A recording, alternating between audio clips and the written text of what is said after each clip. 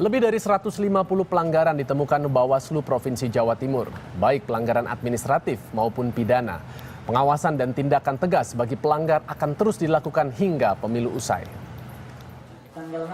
Senin malam, Panitia Pengawas Pemilihan Umum Jember, Jawa Timur menggelar rapat koordinasi ulang untuk antisipasi adanya pelanggaran pemilu.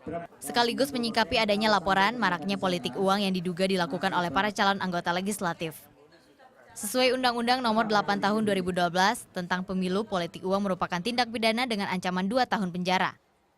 Ya, kami mendengar beberapa informasi, walaupun ini tetap harus kita konfirmasi tentang indikasi-indikasi pemberian materi atau janji materi atau yang sering kita istilahkan money politics.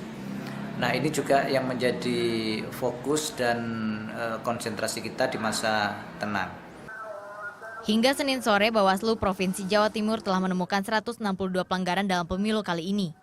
153 pelanggaran administrasi dan 9 pelanggaran pidana. Di Jawa Timur masih ada 153 dugaan pelanggaran pemilu 2014 ini yang sebagian besar itu adalah pelanggaran administratif. Dan semua sudah direkomendasi dan sudah ditindaklanjuti baik untuk partai politik maupun KPU sudah menjalankannya. Saat ini tercatat Partai Demokrasi Indonesia Perjuangan menempati urutan pertama partai dengan jumlah pelanggaran terbanyak, yakni sebanyak 29 kasus. Meski masa kampanye telah usai, upaya pengawasan akan tetap dilakukan hingga pelaksanaan pemilu usai. Bawaslu berjanji akan menindak tegas segala bentuk pelanggaran. Seluruh temuan pelanggaran akan diteruskan ke Bawaslu Pusat untuk diproses, memberikan sanksi berupa teguran hingga diskualifikasi. Tim Liputan melaporkan untuk NET. Inilah yang seharusnya juga diperhatikan oleh partai-partai politik. Jangan hanya bertarung untuk bisa merebutkan kekuasaan, tapi juga bagaimana bisa adanya satu engagement atau keterikatan antara partai pemilihnya juga dengan adanya penegakan hukum, sehingga tidak melakukan banyak pelanggaran-pelanggaran seperti ini. Memang intinya menjadi pejabat itu untuk berkuasa ya?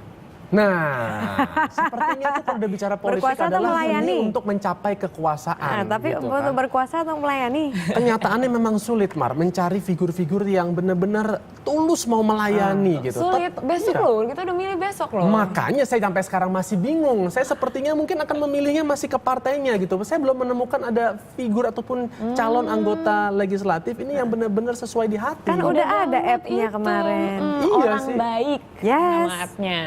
Baik. Orang baik kalau misalnya mau app smartphone, kalau misalnya mau ke websitenya bisa langsung di orangbaik.org. Oke, isinya tuh ada apa aja? Ya itu, jadi caleg-caleg yang nantinya akan potensi kita pilih, jadi kita bisa lihat rekam jejaknya seperti apa. Itu kan yang paling penting, rekam jejaknya. Wah, lumayan nih, masih ada beberapa jam nih untuk bisa mempertimbangkan ya. Riset dulu. Riset ya, penting. Jangan asal memilih.